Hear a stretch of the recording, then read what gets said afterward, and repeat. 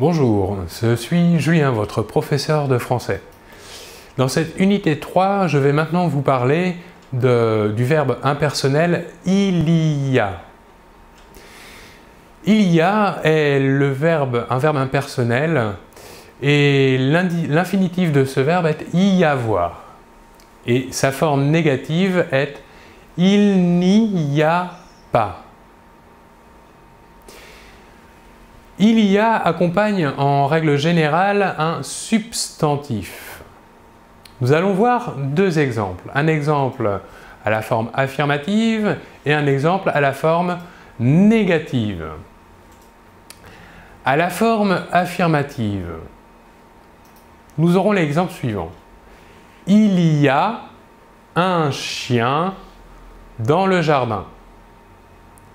Ici, nous avons bien le verbe impersonnel « il y a » suivi du substantif introduit par l'article indéfini masculin « un ». Voyons maintenant la forme négative. Nous aurons donc « il n'y a pas de chien dans le jardin ».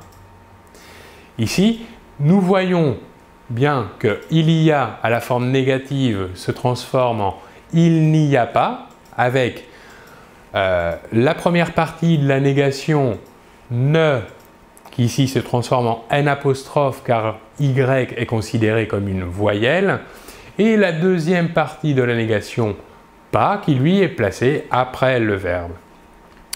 Voyons un autre changement dans la phrase. L'article indéfini à la forme, dans une phrase à la forme négative se transforme en « de ».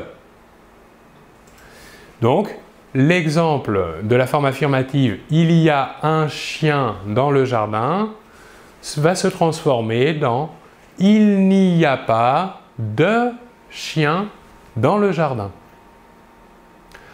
Voilà pour cette explication sur le verbe impersonnel « il y a » et sa forme négative « il n'y a pas ». Je vous remercie beaucoup de votre attention et l'on se retrouve très bientôt. Au revoir.